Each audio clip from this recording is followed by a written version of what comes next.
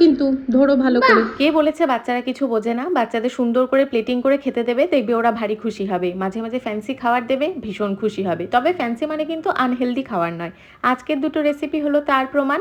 প্রোটিনে ভরপুর আর ভীষণ সুস্বাদু, তার সাথে হেলদি তো বটেই। আশা করছি আমার মতন মায়েদের এই ভিডিওটা ভীষণ কাজে লাগবে। হাই এভরিওয়ান, কেমন আছো তোমরা সবাই? আমরা খুব ভালো আছি। চলে এসেছি আবার আরেকটা ঝলমলে ভিডিও নিয়ে। আজকে হঠাৎ করে ভিডিও শুরুতেই মনে হলো একটু শাড়ি পরবো, তাই আর দেরি না করে হাতের সামনে যেই শাড়িটা পেয়েছি সেটা পরে নিয়েছি। আর তার সাথে চটজলদি কিছু স্কিন কেয়ার, প্রত্যেকটা স্কিন কেয়ারের প্রোডাক্ট আমি ট্যাগ করে দেবো। শীতের জন্য ভীষণ উপকারী এই স্কিন কেয়ার প্রোডাক্টগুলো। 2026-এ একটা নতুন রেজলিউশন নিয়েছি। এবছর আমি সবার থেকে আগে নিজেকে গুরুত্ব দেবো, নিজের মেন্টাল হেলথ, ফিজিক্যাল হেলথের খেয়াল রাখবো। আর নিজেকে খুশি করার জন্য আমার কাছে একটা চাবিকাঠি রয়েছে, সেটা হলো নিজেকে পরিপাটি করে গুছিয়ে রাখা। খুঁটিনাটি আঁকিবুকি থেকে আমি এই নেকলেসটা কিনেছিলাম বহুদিন আগে, তবে পরাই হচ্ছিল না। আজকে যখন সুন্দর করে রেডি হচ্ছিলাম, ভাবলাম এটার উদ্বোধন করা যাক। এটা হ্যান্ডমেড একটা নেকলেস, এখনকার মাল কটন শাড়ি, ধনেখালি শাড়ি, খাদি কটন শাড়ির সাথে ভীষণ ভালো মানায়। এই খুঁটিনাটি আঁকিবুকির পেজে তোমরা নিজেদের পছন্দ মতন জুয়েলারি কাস্টমাইজ করাতে পারবে। তার সাথে হোম ডেকোরের যেই হ্যাঙ্গিং হয়, ওয়াল হ্যাঙ্গিং হয়, সেগুলোও কাস্টমাইজ করাতে পারবে। হলুদ রং আমার বড্ড প্রিয়, আর সানফ্লাওয়ার আমার ভীষণ ভালো লাগে, তাই আমি এটা কাস্টমাইজ করিয়েছিলাম। আর এটা আমি আমার প্রচুর শাড়ির সাথে পরতে পারবো। ওদের ফেসবুক পেজটা স্ক্রিনশট দিয়ে দেবো, কন্ট্যাক্ট নাম্বার দিয়ে দেবো। তোমরা চাইলে ওদের থেকে নিজেদের পছন্দ মতন জুয়েলারি কাস্টমাইজ করাতে পারো, কিংবা ওয়াল হ্যাঙ্গিং কিছুও কিন্তু কাস্টমাইজ করাতে পারো। শাড়ি পরেছি, একটু নেকলেস, তার সাথে একটু স্কিন কেয়ার করেছি, ছোট্ট টিপস আর সিঁদুর পরা। কেমন লাগছে আমাকে জানাতে কিন্তু ভুলো না। কৃষু বাবুর দত্তেও এই 12 তারিখে মানে 12 জানুয়ারি অ্যানুয়াল ফাংশন, তাই স্কুলে মোটামুটি প্রায় দিনই এখন ডান্সের প্র্যাকটিস চলছে। তো সেটা আবার বাড়িতে এসে আমাদের দেখাচ্ছে। কৃষুবাবুর এবছরের অ্যানুয়াল ফাংশনে যে গানটা সিলেক্ট করা হয়েছে সেটা একটা গুজরাটি গান। লালো নামে একটা মুভি রিলিজ হয়েছে গুজরাতে, সেই মুভিরই গান। তো সেটাই ও আমাকে করে দেখাচ্ছে। আর আমাদেরও মোটামুটি প্র্যাকটিস করাচ্ছে যে কী করে ডান্স করতে হবে। আর এই ছোট্ট ছোট্ট ডান্সের স্টেপগুলো দেখতে কী যে ভালো লাগে সেটা বলার মতন না। আর সব থেকে বেশি ভালো লাগে এগুলো ক্যামেরাবন্দি করে রাখতে, কারণ ও তো ধীরে ধীরে বড় হয়ে যাবে। যখন বড় হয়ে এই ভিডিওগুলো দেখবে, ওরও ভীষণ ভালো লাগবে। কৃষুদের অ্যানুয়াল ফাংশন নিয়ে কিছু ডিসকাশন ছিল, তাই আমাদের একটা পিটিএম রেখেছিল স্কুল থেকে, আমরা গিয়েছিলাম সেখানে গিয়ে জানতে পারি অনেক প্যারেন্টসরা নাকি বাচ্চারা যদি স্টেজে উঠে পারফর্ম করতে না পারে, কান্নাকাটি করে, সেই সমস্ত প্যারেন্টসরা নাকি বাচ্চাদের বাড়িতে নিয়ে গিয়ে বকাবকি, মারধর পর্যন্ত করে। বাচ্চারা স্কুলে এসে নাকি টিচারদের কাছে বলেছে।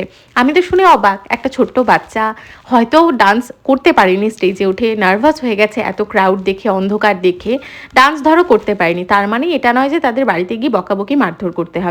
এখন ওদের জীবন সবে শুরু হচ্ছে, এখনই আমরা যদি ওদের এইভাবে ভয় পাইয়ে দিই, পরবর্তীতে কিন্তু ওরা কোনো কিছু কাজই কনফিডেন্টলি করতে পারবে না। যাই হোক, কৃষু ডান্স প্র্যাকটিস হয়ে গেছে, ওখানে কমলালেবু খাচ্ছে, একটু কার্টুন দেখছে। আর আমি এদিকে ওর জন্য রান্নাটা বসিয়ে দিয়েছি। একটা ফ্রাইং প্যানে 1 চামচ মতন তেল গরম করেছি। আর এদিকে দেখো কৃষুবাবুর অরেঞ্জ খাওয়া মোটামুটি কমপ্লিট হয়ে গেছে। ও অরেঞ্জ খেতে থাকবে, আর এদিকে আমি ওর রান্নাটাও করে নেব। তেল গরম হওয়া মাত্রই আমি 2টো টমেটো মানে 2 ভাগ করে এই তেলের উপর ছেড়ে দিয়েছি। একটু পেঁয়াজ কুচি, একটু ক্যাপসিকাম কুচি আর 2-3 কোয়া রসুন এর মধ্যে দিয়ে ওপর থেকে সামান্য পরিমাণে নুন দিয়ে দিচ্ছি। এবার ঢাকা দিয়ে সমস্ত কিছু ভালো করে সেদ্ধ করে নেব। এগুলো সেদ্ধ হতে তো খানিকটা সময় লেগেছে, তাই গ্যাসের ফ্লেমটা একেবারেই কম করে রেখেছিলাম।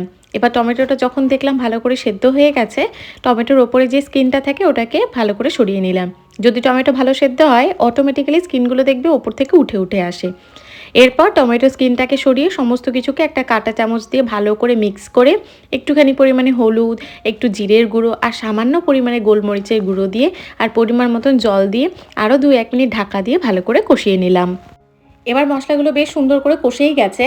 আগে থেকে 2টো ডিম আমি ভেঙে রেখেছিলাম, এক এক করে 2টো ডিম ভেঙে এই মশলার উপর ছেড়ে দিচ্ছি। এরপর ঢাকা দিয়ে যতক্ষণ না পর্যন্ত ডিমটা পুরোপুরি সেদ্ধ হয়ে যায় অপেক্ষা করব। আমার এই সময় একটু মনে হলো ডিমের ওপর একটু নুন দিয়ে দিলে আরও খেতে ভালো হবে, তাই আমি সামান্য নুন দিয়েছিলাম। তারপর ঢাকা দিয়ে ডিমগুলো সেদ্ধ হওয়া পর্যন্ত অপেক্ষা করেছি। ওপর থেকে ধনেপাতার কুচি দিয়ে নামিয়ে নিয়েছি। ডাক্তার আমাকে সবসময় বলেছে যে হাফ বয়েল কোনো ডিম, চিকেন কোনো কিছুই বাচ্চাদের দেওয়াটা সেফ নয়, তাই আমি হাতে সময় নিয়ে ডিমগুলো যাতে পুরোপুরি সেদ্ধ হয়ে যায় সেই দিকে কিন্তু খেয়াল রেখেছি। এটা আমি আজকে পরিবেশন করেছিলাম রুটির সাথে। অল্প একটু তেলে পরোটা বানিয়েও দিতে পারো, ভাতের সাথেও খাওয়া যায়। রুটি, ডিম আর শসা এটাই ওকে দেবো। কৃষি, এই যে তোমার লাঞ্চ চলে এসছে। এই যে, হ্যাঁ এরকম লাঞ্চ তো, তুমিই তো বললে রুটি খাবে। নাও, গরম কিন্তু ধরো ভালো করে। সুন্দর। আচ্ছা, কৃষকে যদি ডিম সেদ্ধ দেওয়া হয় তাতে করেও সাদাটা খাবে, ওই ডিমের হলুদ অংশটা খায় না। তবে এইভাবে বানিয়ে দিলে তবুও খানিকটা খায়। এটা কি খাচ্ছ তুমি? शशा। शौशा। अच्छा, शौशा को हिंदी में क्या बोलते हैं पता है आपको? हिंदी में बोलते हैं खीरा। खीरा। इंग्लिश में क्या बोलते हैं इसे? क्यूकम्बर। वेरी गुड, आप तो जानते हो, है ना?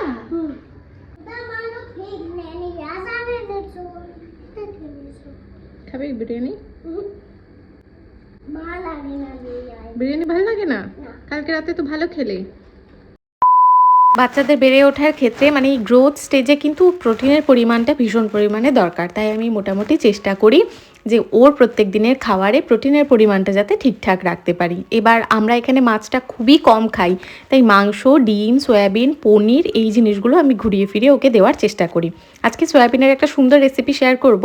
এটা চাইলে তোমরা তোমাদের বাচ্চাদের টিফিনেও দিতে পারো, মানে সন্ধেবেলা টিফিনে দিতে পারো, কিংবা দুপুরবেলাতেও দিতে পারো, মানে ভরপেট খাওয়ার জন্য উপযোগী। তাছাড়াও রাতেও কিন্তু খাওয়া যেতে পারে। আবার বাচ্চাদের টিফিন বক্সেও এটা কিন্তু বানিয়ে দেওয়া যেতে পারে। আমি প্রথমেই সয়াবিন একটু সেদ্ধ করে নিয়েছি গরম জলে নুন দিয়ে, তারপর ওই জলটাকে চিপে ফেলে দিয়ে একটা চপারের মধ্যে চপ করে নিচ্ছি। এই সময় আমার ঘরে ইলেকট্রিসিটি ছিল না, মানে লাইট চলে গেছিলো, তাই আর কি আমি চপারটা ইউজ করছি।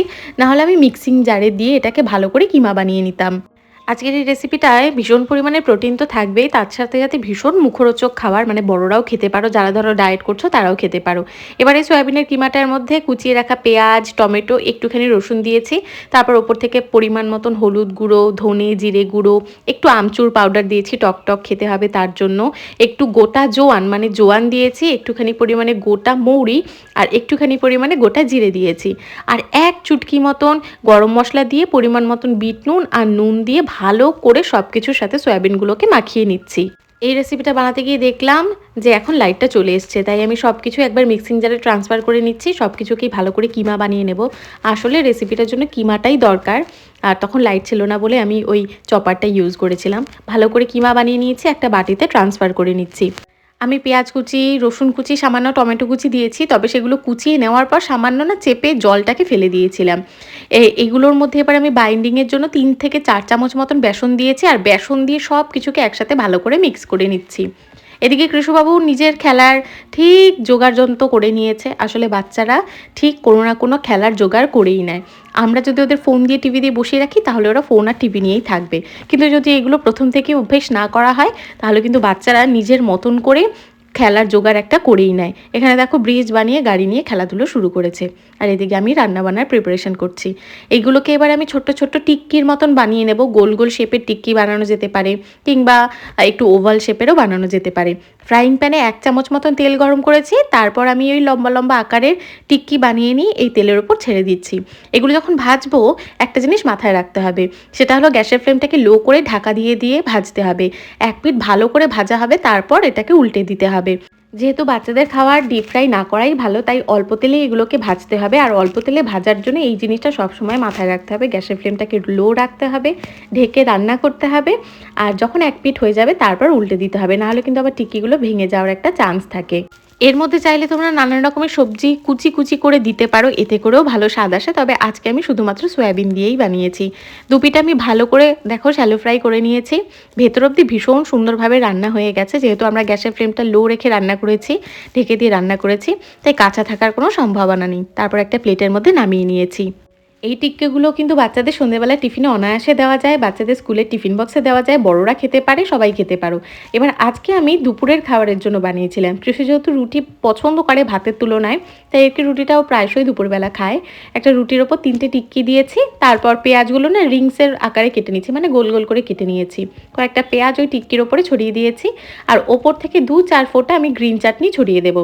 এবার অনেক বাচ্চারা ঝাল খেতে পারে না, সেক্ষেত্রে যে কোনো কেচাপ ইউজ করা যেতে পারে। যদি কেচাপ ইউজ করো তাহলে সেক্ষেত্রে খেয়াল রাখতে হবে সেই কেচাপে যেন প্রিজারভেটিভ না থাকে, চিনির পরিমাণ কম থাকে বা না থাকে। সেক্ষেত্রে কিন্তু অনায়াসে লিটল চয়েসের টমেটো সসটা ইউজ করা যেতে পারে। আমি এই প্রোডাক্টটা ট্যাগ করে দেবো তোমাদের সুবিধার্থে।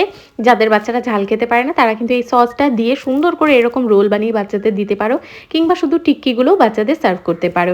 আজকের ব্লগে 2টো রেসিপি শেয়ার করেছি। 2টো রেসিপি একটু অন্যরকম, বড়দের মতন রেসিপি, তবে ছোটদের মতন করে বানানো। তোমরা তোমাদের বাচ্চাদের জন্য ট্রাই করে দেখতে পারো। আশা করি তারা তারাও কিন্তু বেশ খুশি মনে খাবারটা পুরো খেয়ে নেবে। যদি ব্লগটা ভালো লাগে তাহলে অবশ্যই কিন্তু কমেন্ট করে আমাদের জানাতে ভুলো না। তোমাদের সাথে দেখা হবে কালকে অন্য একটা ঝলমলে ভিডিওতে। ততক্ষণ পর্যন্ত bye bye, good night and take care. তোমরা ভালো থাকো, সুস্থ থাকো, আর অসংখ্য অসংখ্য ধন্যবাদ আমাদের প্রিভিয়াস ব্লগগুলোকে ভালোবাসা দেওয়ার জন্য।